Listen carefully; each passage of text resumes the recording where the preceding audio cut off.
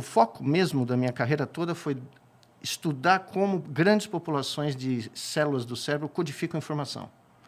Aí eu descobri que não existe um código neural, como me disseram quando eu fui fazer meu PhD. E aí, para poder estudar como populações de neurônios operam normalmente, eu decidi, eu com o meu orientador John Chapin, que acabou de falecer, infelizmente, falamos, não, nós vamos fazer o seguinte, nós vamos ligar o cérebro a máquinas, porque as máquinas a gente controla. Então, nós controlamos o que vem do cérebro para a máquina e o que a máquina devolve para o cérebro. E acabou sendo uma manipulação, um novo aparato experimental que nos ofereceu... É como criar um telescópio diferente. E, de repente, todos os dogmas de 80 anos da neurociência começaram a cair por terra um por um. Interessante, né? cara. Mas a gente precisou ligar o cérebro a máquinas para poder ver isso. Né? Porque foi aí que vocês perceberam que os pulsos elétricos, isso. o cérebro tinha esses pulsos... Não, foi aí... Então não era conhecido? A gente conhecia os pulsos, mas veja bem, quando eu era postdoc, em 89, 99% dos neurocientistas tinham registrado apenas um neurônio de cada vez. E tinham registrado os sinais elétricos de nós temos 86 bilhões. Tá? Nós temos tantas células aqui dentro como existem galáxias aqui em cima. Tá? E eu fui para Filadélfia, que é a história mais maluca, é uma das histórias malucas da minha vida, porque um louco ligou para a Faculdade de Medicina, porque eu mandei 52 cartas para fazer postdoc, 50 rejeições. Aí eu recebi uma carta de um cara na Yale, que era um herói meu desde a Faculdade de Medicina, o Gordon Shepard, e a carta de um desconhecido chamado John Chapin. E eu respondi, né? Pus o meu número lá de telefone, nunca imaginei que eu vi. Um dia eu estou fazendo um experimento aqui na USP, aqui no Dr. Ronaldo, uma secretária do departamento falou, olha, tem um maluco no telefone, a única coisa que eu consigo entender dele é o seu nome. Eu vou desligar. Eu falei, não, vamos ver quem é, né? Vai saber. Veja bem, o cara tinha que passar pelo PABX, porque a Faculdade de Medicina, na época, tinha um PABX e que dava o ramal dos lugares. Muita eu não gente sei... que está ouvindo, a gente não sabe nem o que é um PABX. Nem sabe o que é um PABX. Era uma mulher que conectava o telefone no ramal, né? E eu fico imaginando até hoje, são 40 anos quase, como é que o John passou pelo PABX. Mas ele passou. Aí eu peguei o telefone, ele, Miguel. Eu falei, yes. Aí ele falou, aqui é o John Chapin, li sua carta. Vem para cá que eu quero te empregar. Eu falei, não é possível. 50 rejeições. Um cara da Filadélfia, que não era um cara conhecido na época, ficou muito depois conhecido, né? E o que ele queria fazer era registrar 100 neurônios simultaneamente. Caramba! E nós fomos os 2 primeiros seres humanos, eu nunca vou esquecer essa noite, nós vimos 50 juntos. Caramba, que demais! Nós operamos, criamos tudo. Até então, a gente só tinha conseguido ver um. Então, imagina você ouvir um coral de uma voz. E, de repente, você entra na Sala São Paulo, pela primeira vez, e ouve 50 vozes do coral cantando ao mesmo tempo. E não era só isso, eram em diferentes regiões do cérebro. Então, eu estava de madrugada lá fazendo isso, né? Porque ninguém tinha background médico no nosso time, só eu. Então, para fazer a microcirurgia, a neurocirurgia que precisava fazer, né? Ninguém sabia fazer. E como eu tinha treinamento, eu inventei uma cirurgia para pôr os eletrodos em diferentes lugares. Montou eu às 3 da manhã, com um computador Eclipse, com 64 KB de memória, né? Incrível. Monitor verde, e de repente começou a aparecer 48 linhas, que eram os disparos. É como você ter um radiotelescópio que você pela primeira vez vê uma... Né?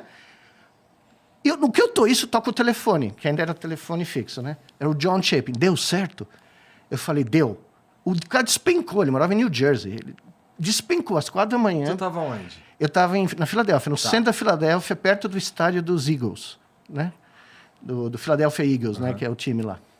Bom, o John Chapin chega assim, quase 5 da manhã, estava raiando o dia. Pela primeira vez, nós tínhamos um ratinho andando do nosso lado e a gente ouvindo o cérebro.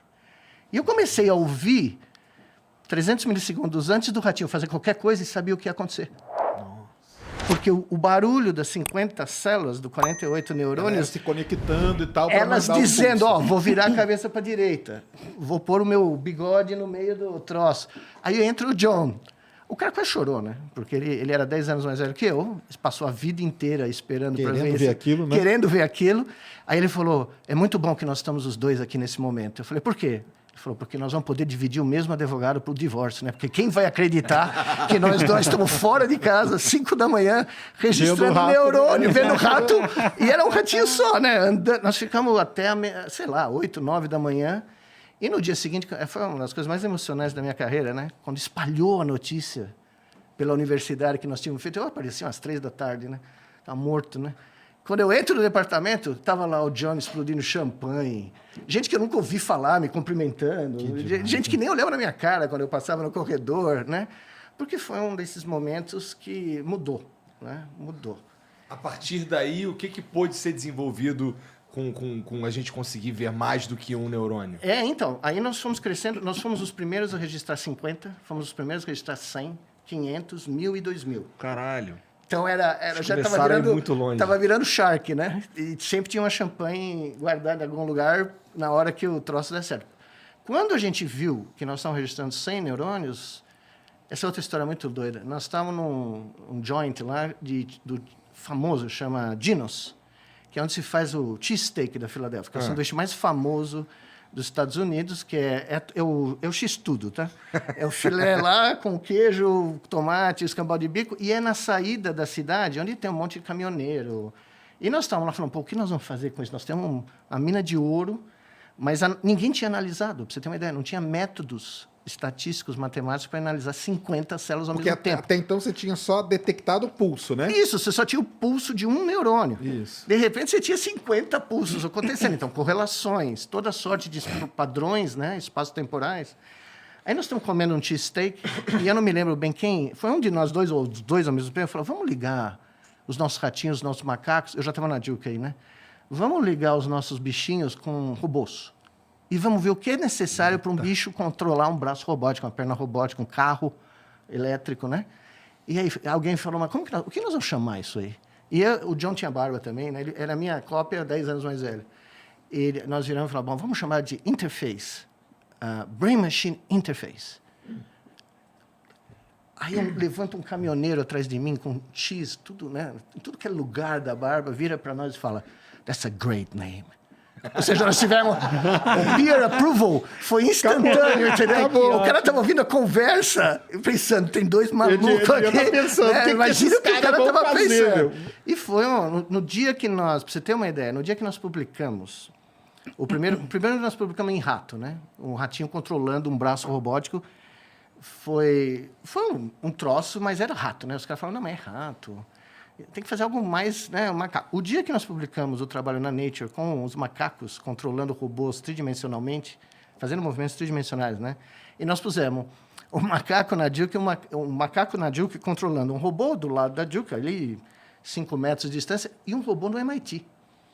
Então, ao mesmo tempo, o macaco controlou 2 robôs separados por sei lá quantas centenas de quilômetros, né?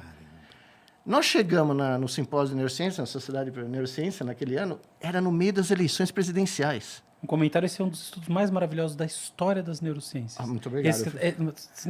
Da história, disparadamente. Assim. Você lembra marcou minha vida, viu? Opa, é bom saber. Você lembra da loucura da eleição do Al Gore com o George Bush, que teve um negócio da Flórida? Pois bem, aquela noite, nós demos a primeira palestra na história sobre a interface cérebro-máquina.